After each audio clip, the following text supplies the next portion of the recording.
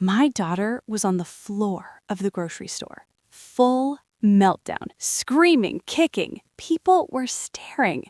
And do you want to know what started it? A cracker.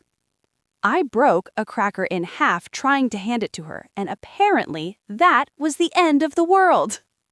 I stood there thinking, who is this child? Like, what happened to my sweet baby? And then I did what most exhausted moms do. I just gave her another cracker, a whole one, just to make it stop. Problem solved, right? Wrong. So wrong. Because the next day, she tested me again, and the day after that. And I realized I had just taught her that falling apart works. If you are in that season right now, I need you to stay with me, because what I'm about to tell you completely changed how I parent through this phase. And honestly, I really wish someone had told me this with my first. This is Love and Our Littles. I'm Lynn, and today we're talking about the terrible twos, why they happen, what to do when it hits, and the part nobody talks about, how to actually use this phase to build habits that last for years. Let's get into it. Okay, so let me ask you something. When your toddler loses it over something completely ridiculous, a sock that feels wrong, a sandwich cut the wrong way, you walked through the door before they did. Do you think they're being dramatic? I did. For a long time, I genuinely did. But here's what I know now. Your child is not being dramatic. Their brain is doing something actually remarkable. Around age 1, toddlers start building an internal map of how the world works. Every single thing they observe, where the cups go, who sits where at dinner, which parent does bath time, gets filed away, quietly, carefully. And then one day, those observations become rules, their rules. And in their mind, those rules are absolute law. So when you cut the sandwich into triangles instead of squares, you didn't just make lunch wrong, you broke the universe. Child development experts call this the order-sensitive period. It typically kicks in around 12 months, peaks somewhere between 2 and 3, and gradually softens after that. And I know what you're thinking. Okay, Lynn, that's a nice theory, but my kid is still on the floor. Fair. So let me make this practical. Because here's the thing most parenting content gets completely wrong. Not every toddler breakdown is the same. And if you treat them all the same way, you will exhaust yourself, and it still won't work.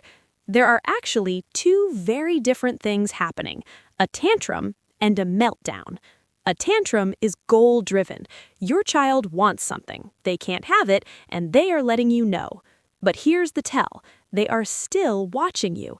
They know you're there. They might even pause the screaming to check if it's working. The moment they get what they want, it stops. Just like that. A meltdown is completely different. A meltdown is sensory overload. It's when everything, the noise, the lights, the transitions, the emotions, it just becomes too much. And your child doesn't know what to do with that feeling. They're not watching you, they're not negotiating, they are genuinely drowning. And the way you handle these two things needs to be different. With a tantrum, you hold the line. You do not give in. Because if it works once, they will file that away too. With a meltdown, you don't negotiate either, but for a completely different reason. Because there's nothing to negotiate. You just stay close. Keep them safe. And wait. Understanding the difference, that alone will save you so much energy. And trust me, you're gonna need that energy for what comes next. Okay, so it's happening. Maybe you're at home, maybe you're in public, which is honestly a whole different level of fun. Either way, your toddler is gone, full tantrum mode, and you have about 3 seconds before your nervous system starts to spiral too. So here's exactly what you do. Step 1. Regulate yourself first. I know that sounds like the most unhelpful advice when there's a small human screaming in your face. But listen, your child's brain is looking for a signal, and the signal they need is someone here is not panicking, someone here is safe. If you escalate, they escalate. It's just physics, kind of. So you take a breath, you remind yourself. Their sense of order just collapsed. Of course they're falling apart. This is not a personal attack. This is a 2-year-old doing exactly what 2-year-olds do. And honestly, sometimes I'd catch myself thinking, you think a broken cracker is the apocalypse, buddy. That's actually kind of adorable. Just don't say that out loud. Step 2. Make it safe. If they're throwing themselves around, get them away from anything sharp, anything hard, anything they can hurt themselves on. And if you're in public, I know this is mortifying. I have been there. Try to move them away from the audience. Pick them up, find a quieter corner, let it run its course somewhere with a little less theater. But do not walk away. You stay present, always. Step 3, and this is the one that changed everything for me. Name the feeling before you fix the problem. Most of us, and I did this for way too long, we jump straight to solutions. Here's a new cracker. Here's something else. Look over there. Distraction, replacement, fix it fast. And it works. In the moment, it works. But you've just skipped the most important part. Because what your child actually needs, more than the solution, is to feel understood. So before anything else, you just say it out loud for them. The cracker broke. It's not whole anymore. And you really, really didn't want that. You're upset. I get it. That's it. That's the whole thing. Georgia is 2 right now, and I use this every single time. And I watch something shift in her face when I say it. Like, oh, she gets it. I'm not crazy. Someone understands. The crying doesn't stop immediately, but the intensity drops, and that's the door opening. Step 4. Then, and only then, offer a way forward. Keep it playful. Keep it simple. Give them a way to say yes and move on with their dignity intact. What if mommy gets you a whole new one, and I'll eat this broken piece, and then it's just gone? Do we have a deal? A little dramatic, maybe, but it works. Now, 2 things I need you to remember. First, if the tantrum started because you said no to something, you cannot give in. Even if halfway through you're thinking, was this really worth it? It doesn't matter. The moment a tantrum successfully gets them what they want, they have learned the most powerful lesson of their little lives. And warmly, second, when it's over, don't punish. Don't lecture. They're exhausted, you're exhausted. Just sit down together. Maybe a cuddle, something quiet. Let them reconnect with you after feeling so completely out of control. That reconnection matters more than any consequence right now. Okay, so now that you know what to do when it happens, let's talk about how to make it happen less. Because there are real practical things you can put in place every single day that will genuinely reduce the number of meltdowns in your house. And then, and this is the part I am most excited to tell you, there's a way to flip this whole phase on its head entirely. But first, prevention. Number 1, give transition warnings. Toddlers have 0 concept of time. I mean that literally. Saying 5 more minutes to a 2-year-old is like saying a fortnight to someone who has never heard the word before. It means nothing. 2 more times down the slide and then we're going to the car. 1 more page and then lights off. Finish this block and then it's bath time. So many meltdowns, honestly so many, are just transitions that weren't handled with enough warning. And once I started doing this consistently, the leaving the park battle basically disappeared. Number 2, teach them the words for their feelings before the meltdown hits.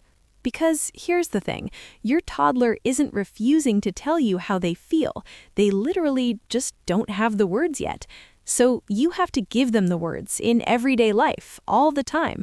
Read books about emotions together, point to faces, in books, in real life, and name them. And narrate your own feelings out loud.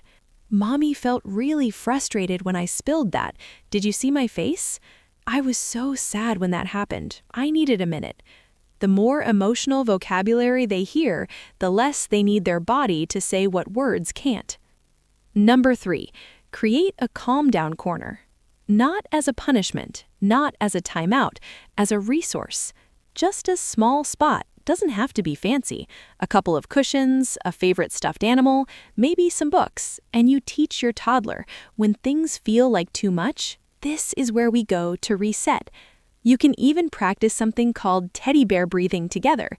Your toddler lies down, puts a stuffed animal on their tummy, and breathes in and out, watching the teddy rise and fall. It sounds almost too simple, but kids who have a physical strategy for calming down, they'd actually use it, especially if you've practiced it during calm moments first. Number 4, protect sleep and food, please. An overtired, hungry toddler is not a toddler anymore. They are a ticking clock. I cannot count the number of meltdowns in our house that were just a nap that didn't happen, or dinner that came 30 minutes too late. Know how much sleep your child needs for their age. Build a consistent bedtime routine, and do not let them get to that point of no return with hunger. So many tantrums are genuinely just a snack and a nap away from not happening at all. Number 5, offer choices, but keep them small. Your toddler is waking up to the fact that they are their own person. They want control, and honestly, that's healthy, that's good. So give them some. Just keep it manageable. Not, what do you want to wear today? That is a trap. Do you want the red shirt or the blue one? That they can handle. That small amount of agency built into their day goes a long way in keeping them regulated, because they don't feel completely powerless, and a toddler who doesn't feel powerless has a lot less reason to fight you. Okay, now here's the part I promised you, the part that nobody talks about.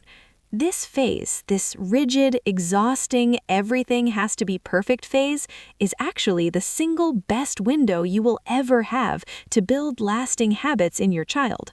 Think about what's happening in their brain. They are locking in rules as absolute truth. Whatever they observe consistently, they will eventually decide is just how the world works. So here's the strategy. Start the habits you want before the order-sensitive period peaks, around age 1. Do them every day without exception. Wash hands before eating, tidy up before dinner, brush teeth before bed. And then when the order period hits full force, then, quietly, your child will insist on those habits themselves, not because you told them to, because in their mind, that's just what you do. It's law. With Kimberly, I didn't know any of this. I was just surviving, and honestly, the battles we had over basic routines at 2 and 3, I think a lot of those could have been avoided. But with Georgia, I knew what was coming, so I started early. Consistent hand washing, a tidy-up song before dinner every night, the same bedtime sequence in the same order every single time. With warmth, and when she hit that stubborn phase, she started insisting on those things herself. I didn't have to fight for any of it. The routine became hers, and she will defend it like her life depends on it. Now, the flip side, and I say this from very personal, very humbling experience, be careful what you model, because they're watching everything. Frank went through a phase where he had this, he called it his speed storage system for laundry. Every shirt, every pair of pants just crammed into a bin. Unfolded, wrinkled, just shoved in there. Fast? Yes. Effective? Debatable. But Georgia watched him do it every single week, and one day I came in and tried to fold a shirt properly, and she walked over, grabbed it out of my hands, and stuffed it into the bin, because that's the rule now. That's how laundry works. Frank taught her that. With warmth.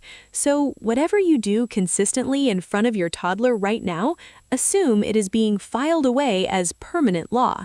Smile. Choose wisely. I want to be honest with you for a second. There are days in this phase that are just hard. Days where you've done everything right and they still lose it. Over nothing. Over everything. I have been there more times than I can count. But here's what I need you to hold on to. This phase has an end date. By 4, the rigidity starts to ease.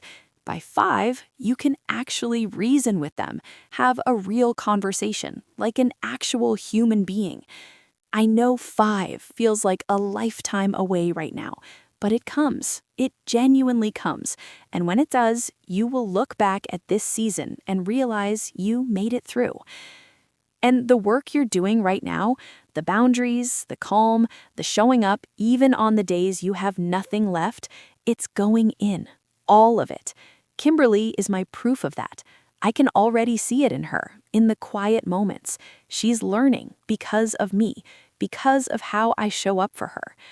You are not failing. You are a parent in one of the hardest seasons of early childhood, doing the best you can with what you know. And now you know a little more. So go use it. This is Love and Our Littles. Hit subscribe, leave me a comment below. Tell me, what is the most unhinged thing your toddler has ever had a meltdown over? Because I have a feeling you've got stories too. I'll see you in the next one.